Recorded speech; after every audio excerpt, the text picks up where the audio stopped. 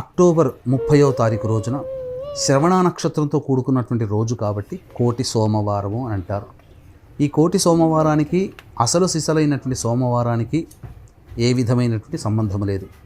ఈ శ్రవణ నక్షత్రం ఉన్నటువంటి రోజున ఎవరైతే ఉపవాసము దానము చేస్తారో కోటి సోమవారాలలో ఉపవాసము ఆచరించినటువంటి కోటి సోమవారాలలో దానము చేసినటువంటి పుణ్య ఫలితము పొందుతారు.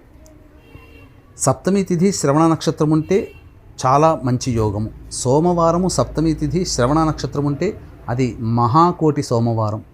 ఈ సంవత్సరం అక్టోబర్ 30వ తారీఖు రోజున శ్రవణ నక్షత్రం అష్టమి తిథి ఉంది కాబట్టి ఇది కోటి సోమవారము. ఈ రోజున వీక్షించేటువంటి ప్రేక్షకులు అందరూ కూడా ఉపవాసాన్ని పాటిస్తూ బ్రహ్మచర్య వ్రతాన్ని పాటిస్తూ మాంసాహారం మద్యపానం భోజనం లేకుండా చక్కగా దైవనామ స్మరణ చేసుకుంటూ ఉండి సాయంకాల ప్రదోషకాల సమయంలో శివాలయంలో కానీ విష్ణు ఆలయంలో కానీ రావి చెట్టు దగ్గర